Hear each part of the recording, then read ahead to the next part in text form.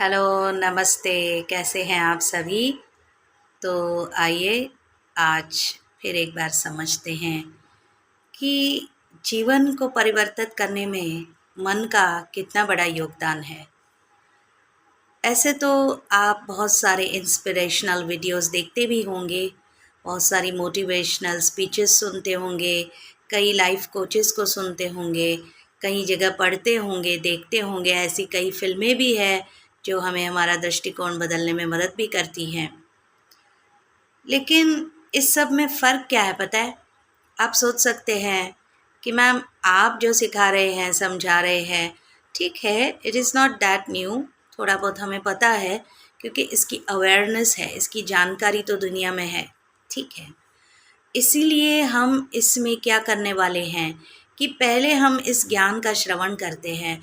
हम अपने माइंड में इस ज्ञान रूपी झाड़ू से जो कॉबवेब्स है, अंदर जो नेगेटिविटी है, जो हमारी जूनी पुरानी घिसी-पिटी मान्यताएं हैं, जो हमारे अंदर अटके हुए वो विचार है या कहीं एक ऐसी बिलीफ सिस्टम बनी हुई है जो बहुत मुश्किल है कि उसको पिघला कर बाहर निकाल दें।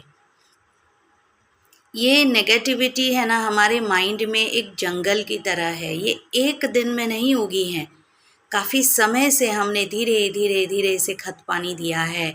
तो इसके इस जंगल में बहुत सारे जहरीले फल है।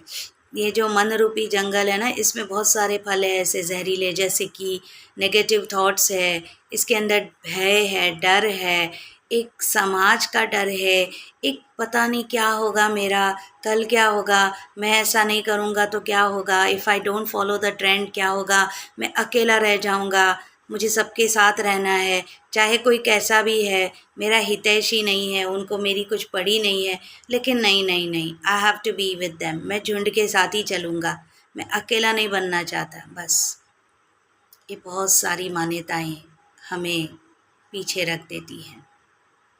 जैसे भगवान कहते हैं ना, आत्मा आपे ही अपना मित्र, आपे ही अपना शत्रु। अरे बाहर तो कोई है ही नहीं, तो फिर अंदर ही ये जो हमने रोक के रखा है। मुझे एक दो जन ने कमेंट्स भी किया और कहा कि ठीक है आप जो बोल रहे हैं, लेकिन आसान नहीं है। और कईयों ने तो ये भी कहा कि ये हमारे लिए पॉसिबल भी नहीं है। हम नहीं समझते हैं कि हमारा मन कहीं रुका हुआ है, हम नहीं समझते कि हमारे विचार बहुत ही सुपरस्टिशियस और रूढ़िवादी है। देखिए, मेरा मंतव्य किसी को ब्लेम करने का, किसी पे अंगुली करने का नहीं है। मेरा उपलक्ष्य सिर्फ इतना है कि हम सभी अपने आप के टीचर बन के अपने आप को एजुकेट करें। अगर मेरे जीवन में मुझे वो सारी प्राप्तियाँ, उपलब्धियाँ नहीं दिख रही है, जो समय लगाने के बावजूद, पैसा लगाने के बावजूद, शक्ति लगाने के बावजूद और इतनी मेहनत करने के बावजूद अगर वो मैनिफेस्ट नहीं हो रहा है, वो बेनिफिट्स मुझे नहीं दिख रहे हैं, तो यकीनन कहीं न कहीं कुछ तो गड़बड़ है ना। और वो गड़बड़ है हमारे मन में, क्योंकि जैसा मन वैसा जीवन।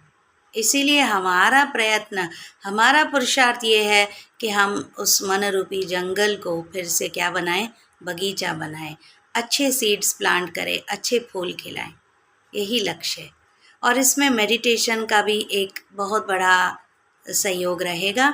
तो हम धीरे धीरे, जैसे कि पहले भी बताया, मेडिटेशन सीरीज़ भी स्टार्ट करेंगे इसमें, क्योंकि ज्ञान मन का भोजन है, लेकिन भोजन पचाने का साधन है मेडिटेशन। जब तक ज्ञान और योग साथ में नहीं चलेंगे, तब तक वो पूरी प्राप्ति हमें हो नहीं सकती है। केवल ज्ञान ले लेकर क्या ही हो गया। आज पूरी दुनिया में देखो, जहाँ देखो वहाँ हर कोई ज्ञानी बना फिर रहा है, हर कोई कुछ भी बता रहा है, हर कोई यहाँ पर सिखा रहा है, लेकिन फिर भी परिवर्तन तो नहीं आ रहा है ना। हम जानते सब कुछ है, बचपन में हमने कितनी किस्से कहानियाँ सुनी है, लेकिन वो आज अमल कहाँ हो रही है।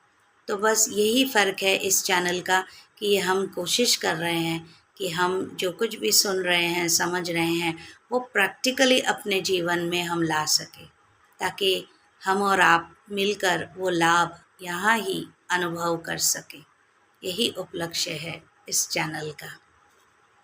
तो आइए समझते हैं कि मन कैसे इतना बड़ा रोल प्ले करता है। वैसे तो हम ही ये रोल है, मगर इस रोल के अंदर जो मन रूपी साधन मिला है ना, उसका भी एक रोल है, और वो कितना इन्फ्लुएंस हो जाता है नेगेटिविटी से। तो एक बार बाहर के किसी देश में 2 क्लासरूम्स में बच्चे बटे हुए थे, इक्वल नंबर ऑफ स्टूडेंट्स थे क्लास ए और क्लास बी में। तो क्या हुआ, जो टीचर्स थे उन्हें एक प्रयोग करना था, उन्हें देखना था कि बुद्धि तो है ही इंटेलिजेंट, चलो पढ़ लिख कर आए हैं, लेकिन इनका मन पर अगर हम प्रभावित डालें, तो मन प्रभावित करे तो क्या फ़र्क पड़ेगा रिजल्ट्स में।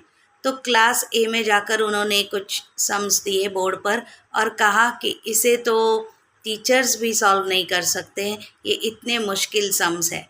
और फिर क्लास बी में जाकर वही सम्स लिखा और कहा, अरे ये तो तुमसे छोटे स्टैंडर्ड वाले भी इजीली सॉल्व कर देंगे, इतना आसान हमने दिया है। और दोनों क्लासेस को टाइम पीरियड उतना ही दिया गया।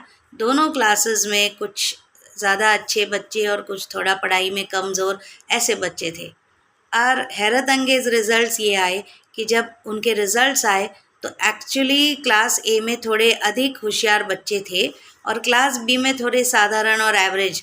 फिर भी इसके बावजूद क्लास बी का रिज़ल्ट काफ़ी अच्छा रहा और क्लास ए का रिज़ल्ट थोड़ा कम आया।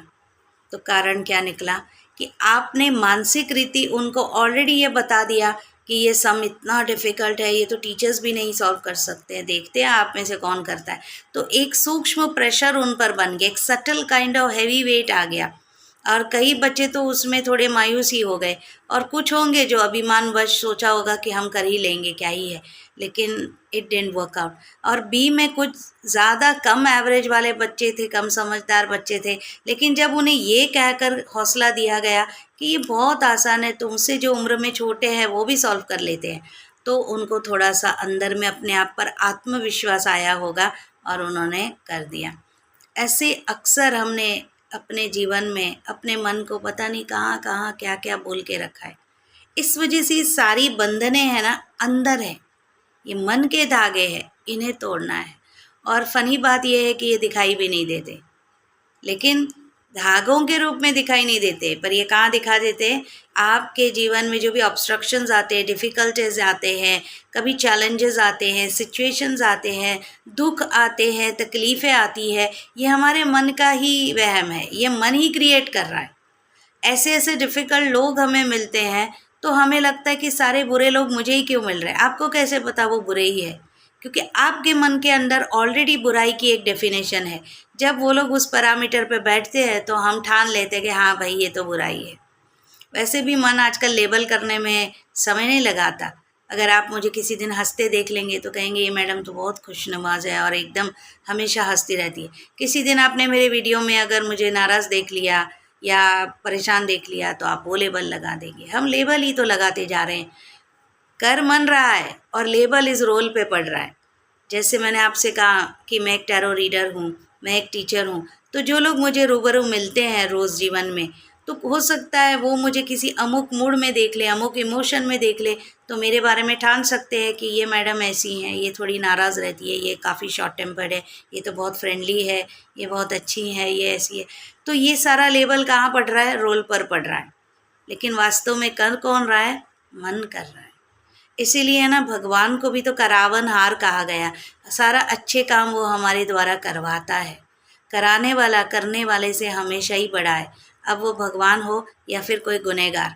आप देखो अदालत में भी जो छोटे मोटे जमूरे फंस जाते हैं, लेकिन अदालत जानती है कि ये तो सिर्फ उनके पॉन्स है, ये तो सिर्फ उनके प्यादे है। कराने वाला मास्टरमाइंड कोई और है, गुनाह करवाता कोई और है, करता कोई और है। इसीलिए करवाता कोई है और मरता कोई है। तो इस तरह से सोशल कंडीशनिंग्स, सामाजिक धारणाएं और ऐसी कितनी रूढ़िवादी परंपराएं हैं जिन्होंने हमारे मन को बांध के रखा है। हम फिजिकली नहीं बंधे हैं, लेकिन हम मन से बंधे हैं। जब मन गुलामी स्वीकार ले तब हम गुलाम, और मन अगर आज़ादी के पंख पा ले तो हम राजा। इसलिए हम रोज़ अपने मन को क्या खिलाते, क्या पिलाते, इसका ध्यान रखना ही इस चैनल का लक्ष्य है। हम उस रोल के झोल में अंदर जाकर, इस रोल रूपी झोले के अंदर जो वो खजाना रूपी आत्मा है, उसको चमकाने की फिराक में है। बस यही हमारा लक्ष्य है। फिर मिलते हैं।